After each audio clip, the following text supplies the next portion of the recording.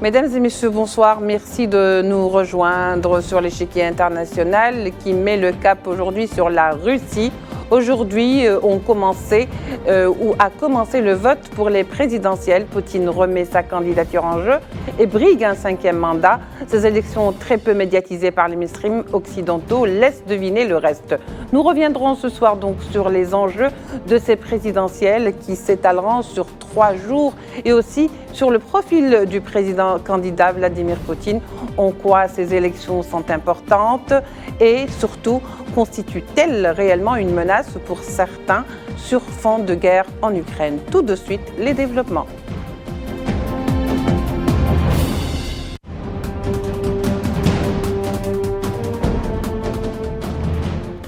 Alors, comme je le disais, les élections ou les présidentielles en Russie, nous en parlons ce soir avec nos 2 invités.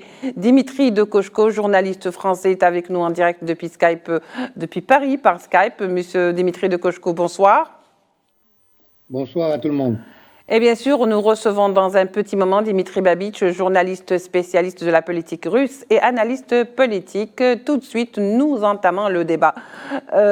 Dimitri de Koshko, alors les Russes ont commencé à voter ce matin pour élire leur futur président, Vladimir Poutine, ou en tous les cas, celui qui sera le futur président, Vladimir Poutine, a véritablement beaucoup de chances d'être réélu. Est-ce qu'il y a véritablement un enjeu ?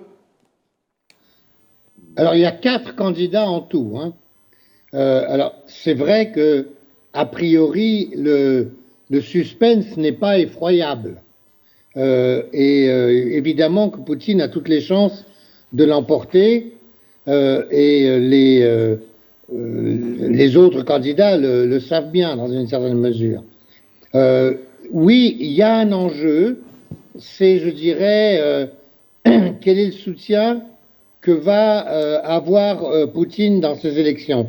Parce que, bien évidemment, il n'y a pas d'opposant, par exemple, qui soit carrément sur les positions de l'OTAN qui s'est attaqué à la Russie sur le terrain ukrainien. Mais il n'empêche qu'avoir un soutien dans la population, c'est important pour Vladimir Poutine pour la suite des événements. Oui. Et notamment pour les changements qu'il peut y avoir à apporter dans l'appareil moyen de l'État et de l'administration. C'est-à-dire que je pense qu'il va donner plus de place, notamment aux anciens combattants et aux gens qui se seront battus en Ukraine contre l'OTANO-Kievien.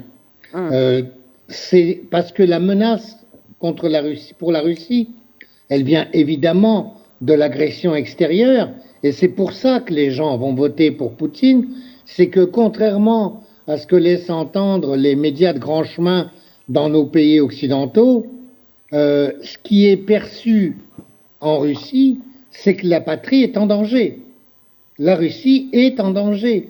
Le projet américain qui a été totalement expliqué en plus, parce qu'il cache rien en plus, par la Rand Corporation, qui est une espèce de think tank, comme on dit, de la CIA en fait, et de diviser la Russie en 41 pays, de façon à pouvoir mieux la piller, puisqu'elle représente quand même 30% des richesses mondiales au niveau des matières premières.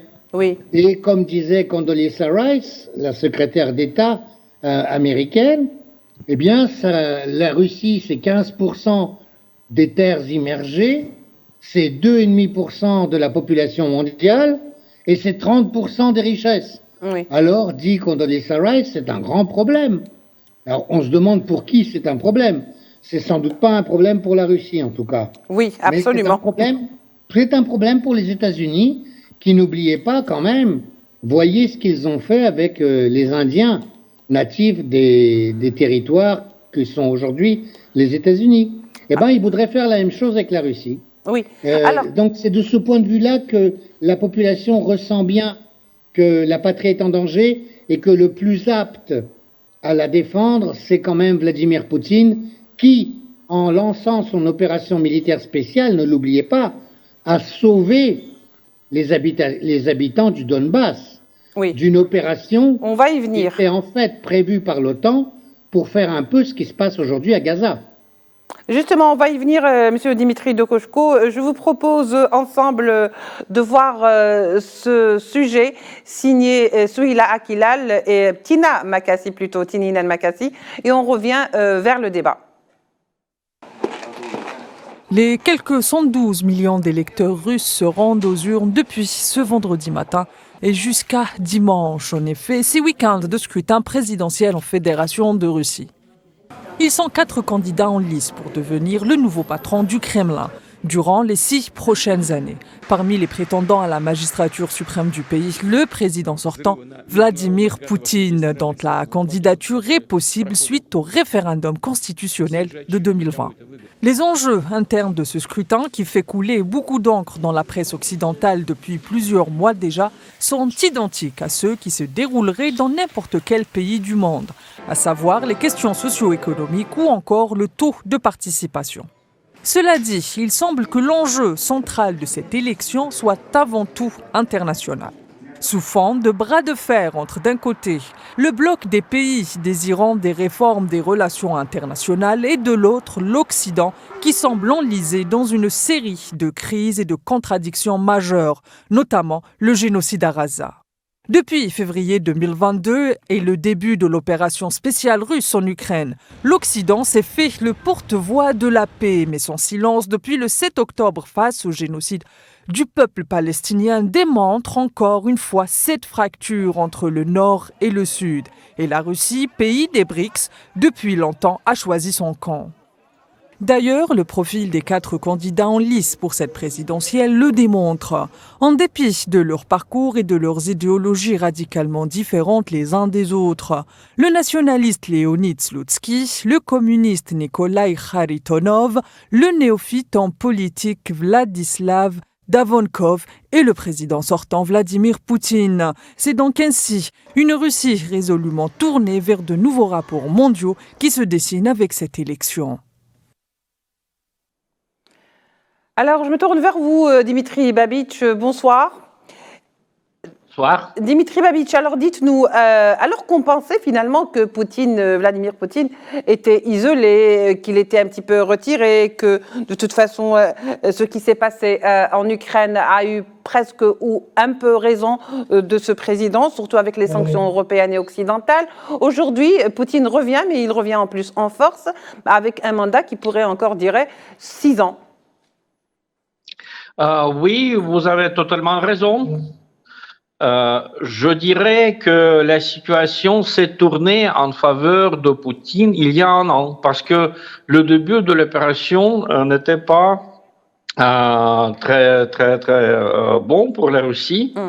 Mais après, premièrement, il y avait plus de succès avec l'offensive ukrainienne échouant l'année dernière, et aussi le peuple russe, il a vu l'hostilité de l'Occident envers les Russes et envers les Arabes, envers les Palestiniens. L'exemple de Gaza, à mon avis, était très important. Oui. Et aussi, peut-être on ne parle pas de cela dans la presse occidentale, mais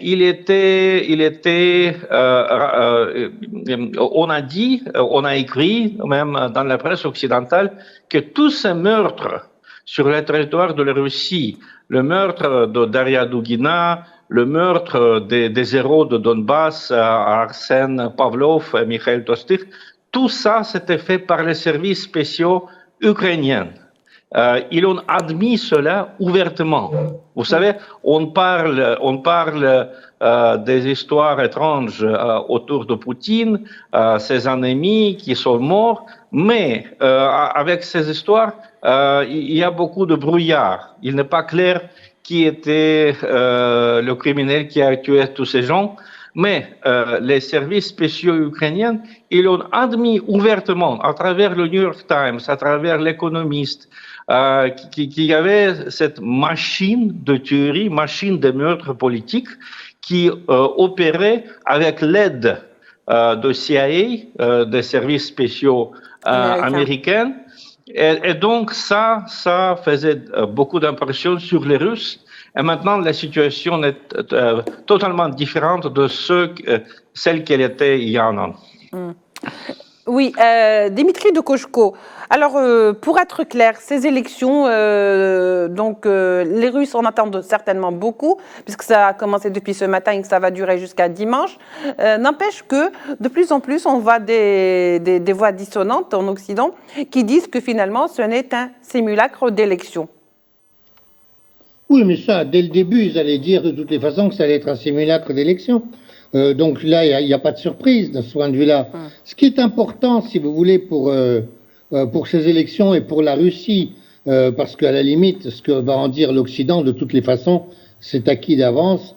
Et ce qu'il faut, disons que ça va se passer à un autre niveau avec l'Occident. Et on va voir si la Russie va pouvoir obtenir que enfin des négociations sur la sécurité européenne et mondiale arrivent à s'ouvrir en fait avec les États-Unis.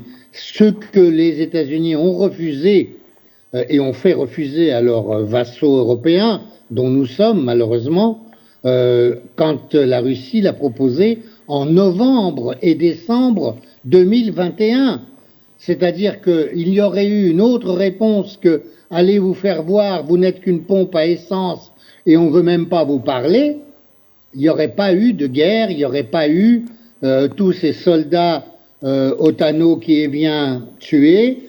En matière de civils, dans cette guerre de 2 ans, soit dit en passant, il faut le souligner, il y a moins de civils tués qu'à Gaza en 3 mois. Il faut quand même en tenir compte. Mais bien évidemment que l'autre enjeu, c'est quand même un enjeu intérieur en Russie. Alors celui-là, évidemment, on n'en parle jamais dans les médias de grand chemin occidentaux, mais c'est l'acquis de Poutine. Et pourquoi les gens votent pour Poutine, malgré le fait que les autres candidats sont effectivement assez pâles, bien que il y a là le premier opposant à Poutine, c'est-à-dire le Parti communiste. Parce que dans la presse de grand chemin, on dit c'est Navalny qui était le premier opposant. Il n'était pas le premier opposant. Il était un opposant. Il a fait l'erreur de trop se vendre au MI6 anglais et sans doute à la CIA et aux autres agences américaines, mais il n'empêche qu'il n'était pas, par sa popularité, le premier opposant en Russie. C'est pas vrai. Il influençait une certaine couche, je dirais, de bobos des grandes villes. Mais c'est tout. Alors que le premier opposant, c'est le Parti communiste en Russie, qui lui a encore une vraie assise, de vrais militants, certes souvent vieillissants, bien qu'ils aient une nouvelle génération qui apparaisse aussi. Oui. Mais l'enjeu est économique tout de même. L'enjeu, c'est le fait que Poutine, en 20 ans de pouvoir, même un peu plus maintenant, soit arrivé à faire passer les salaires de 1500 roubles en 99 à 56 000 roubles 500 en 2021. Et aujourd'hui, c'est encore plus élevé, parce que le niveau de vie s'est élevé, et notamment les combattants, d'ailleurs, soit dit en passant, sont plutôt bien payés. Donc il y a eu une véritable augmentation du niveau de vie. Les retraites, elles sont passées de 521 roubles en 99 à 18 500 en 21 aussi. Et aujourd'hui, elles ont été un peu augmentées. À Moscou, elles sont meilleures. Oui. Ce n'est pas le Pérou. Attention, hein. C'est pas très bien compte tenu des prix qu'il y a notamment dans les grandes villes.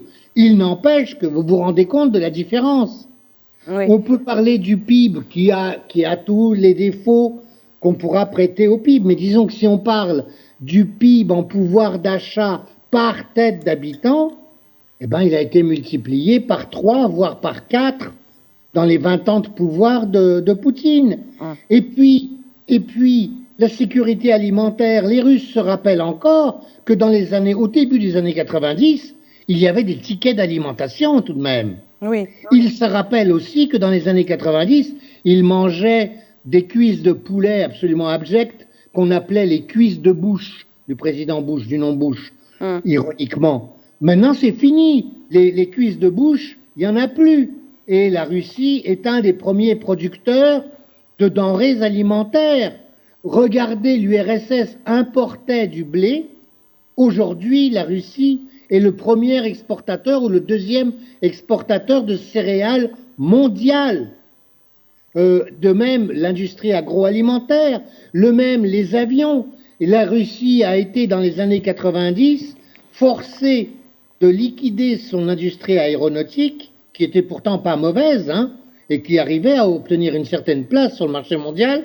Eh bien, les Occidentaux ils sont arrivés à la faire casser.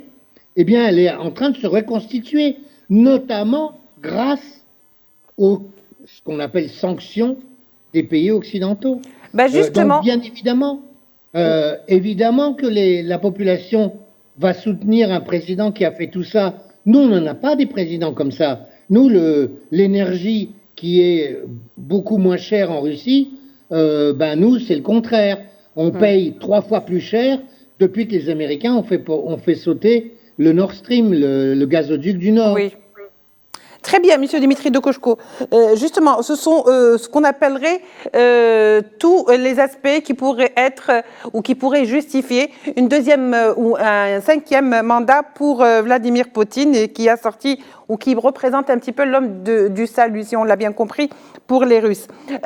Dimitri Babitch, alors, est-ce que la guerre en Ukraine en soi a permis à Poutine, qui déjà de briller davantage en renforçant sa légitimité et sans doute sa réélection, ou est-ce que c'est l'inverse?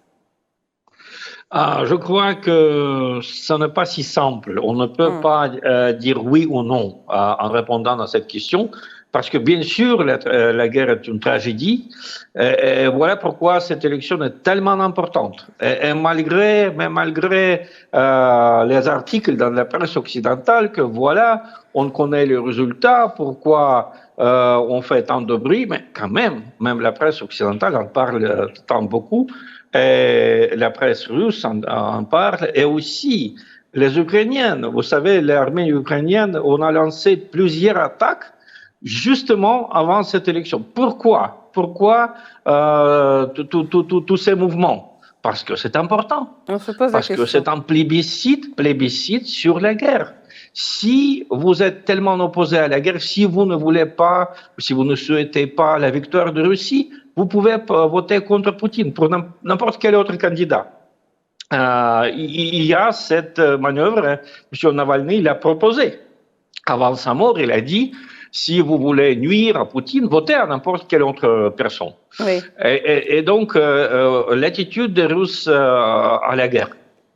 Je crois que c'est très compliqué. Entendez, écoutez, si on posait les questions à un Russe moyen, si tu étais près de Poutine au début de la guerre, le 24 février 2022, est-ce que tu aurais soutenu sa décision ou tu auras tenté de l'arrêter? Je crois que peut-être 40-50% auraient dit je l'arrêterai parce que c'était tellement terrible, il y a tellement de gens qui étaient morts. Donc c'était quand même une tragédie, ce n'était pas si simple comme le semblait au début. Mais si vous posez la même question, une autre question aux Russes moyens aujourd'hui, est-ce que tu es prêt à que la Russie perde la guerre seulement pour la paix, pour arrêter les hostilités? La réponse sera dans, je crois, 90% des cas, non, je ne suis pas prêt que la Russie perde la guerre. Parce que qu'est-ce que ça veut dire perdre la guerre? L'Occident dit, si la Russie perd la guerre, si elle revient à ses frontières avant la guerre, ça veut dire que la Russie n'est pas capable à résister à l'Occident. Oui. Ça veut dire qu'elle est faible. Et donc, les Russes ne veulent pas montrer leur faiblesse, ils ne veulent pas sacrifier tous ces millions de gens qui faisaient leur confiance à la Russie, qui ont obtenu la citoyenneté russe, et ces gens seront dans un danger immédiat si la Russie revienne à ses frontières avant 2022. Oui, alors Oui. effectivement, on dit que c'est un scrutin sans suspense, que de toute façon, il s'est garanti que ce sera Vladimir Poutine sans grande difficulté. Ça semble, les élections, ou même la candidature du président Vladimir Poutine, le président candidat, ça semble beaucoup inquiéter ses détracteurs, Dimitri Dekoshko. Et il y a aussi un autre aspect, et c'est la première fois, je crois, que depuis les 4 mandats de Poutine, ce 5e qu'il brigue, c'est la première fois que des populations du Donetsk et de Lugansk vont voter. C'est un coup dur pour les détracteurs de Poutine qui rêvaient de le voir justement complètement anéanti. Ah oui, bien sûr, il le voyait anéanti, bien évidemment. Et bien évidemment, moi je suis complètement d'accord avec ce que dit Dimitri Babich, que je salue au passage, en disant qu'au début de l'intervention, c'est vrai que la population a vécu ça avec une énorme douleur, aussi bien en Ukraine qu'en Russie, parce que c'est une guerre civile.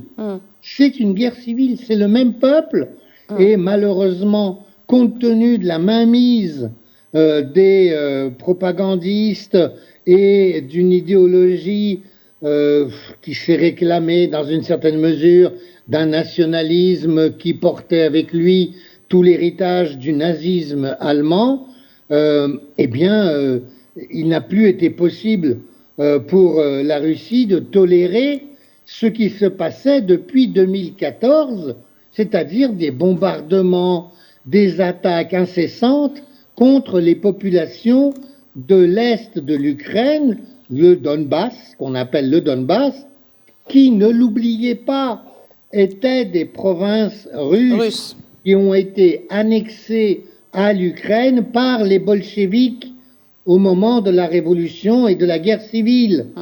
Donc, il est évident que les gens qui se sont emparés du pouvoir, notamment depuis 91, mais aussi depuis 2004 avec la pseudo-révolution orange, sont des gens qui se sont réclamés de cette idéologie nationaliste nazie, qui donc considéraient les Russes de leur propre pays comme des sous-hommes, des Untermensch, comme on disait en Allemagne à l'époque. Et c'est ça l'erreur. C'est en ça que l'Ukraine n'a pas pu devenir une nation. Elle est devenue un pays en 91.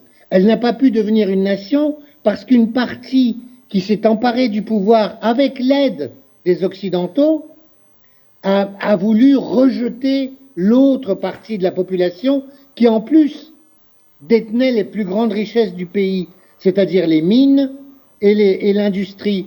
La raison pour laquelle les bolcheviks l'avaient aggloméré à l'Ukraine, qu'ils trouvaient beaucoup trop agricole et donc pas assez prolétarienne. Donc vous voyez la grande erreur du début, et c'est à cause de ça en fait qu'il y a cette guerre civile aujourd'hui, mais qui est une vraie douleur et qui est une vraie tragédie. Et à cause de ça, les Russes ne peuvent pas se conduire avec l'Ukraine comme se conduisaient les Américains en Irak en détruisant tout, ou les autres Occidentaux en Libye en bombardant tout, en massacrant tout le monde. Oui. Parce Ce qui veut dire... les Russes ne peuvent pas détruire l'Ukraine, ne peuvent pas détruire Kiev, ne peuvent pas massacrer les civils ukrainiens qui sont leurs frères. Voilà. Donc finalement, le vote de Lugansk et de Donetsk est un point à compter pour la politique de Vladimir Poutine. Oui, bien sûr, ça fera des voix en plus. En tous les cas, je vous remercie beaucoup. Je vous rappelle que vous êtes journaliste français, que vous étiez avec nous par Skype depuis Paris. Je remercie également Dimitri Babich, qui est journaliste spécialisé de la question politique ou des questions politiques russes, qui est également analyste politique. Je vous remercie de nous avoir suivis. On se retrouvera pour d'autres numéros de l'Échiquier international. Au revoir.